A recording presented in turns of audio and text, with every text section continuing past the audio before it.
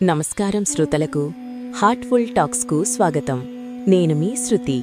ఈరోజు ఒక అత్యంత పవిత్రమైన, మనస్సును ఆనందంతో నింపే ఆధ్యాత్మిక వార్తతో మీ ముందుకు వచ్చాము. అందరికీ నమస్కారం. నేను మీ రవి. అవును శృతి, విశాఖపట్నం అనగానే మనకు అందమైన సముద్రతీరం, చల్లని గాలి గుర్తుకొస్తాయి. కాని ఇప్పుడు విశాఖపట్నం ఒక ఆధ్యాత్మిక సాగరంగా మారింది. మర్రిపాలెం ఆశ్రమం నుండి వచ్చిన వార్త వింటుంటే మనసు భక్తితో నిండిపోతోంది. నిజమే రవి. మర్రిపాళ్లెం ఆశ్రమంలో అద్భుతమైన నూతన ధ్యాన మందిరం మరియు మల్టీపర్పస్ ఫెసిలిటీస్ అందుబాటులోకి వచ్చాయి కదా.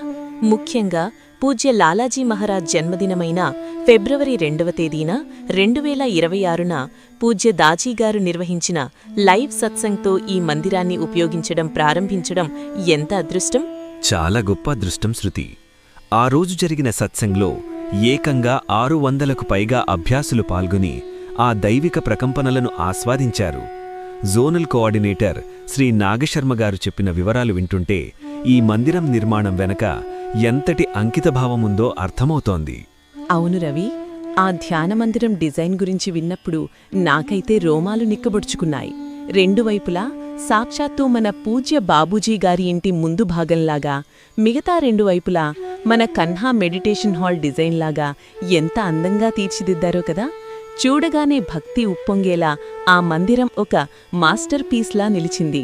అందుకే శృతి, అక్కడికి వెళ్లిన అభ్యాసులందరూ ఆ మందిరాన్ని చూసి ఇదొక మినీ కన్హా అని ఎంతో మురిసిపోతున్నారు.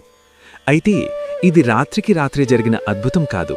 గత 2 సంవత్సరాలుగా ఎంతోమంది తమ స్వేదాన్ని, సమయాన్ని ధారబోసి శ్రమించిన ఫలితమే ఇది. ఖచ్చితంగా రవి.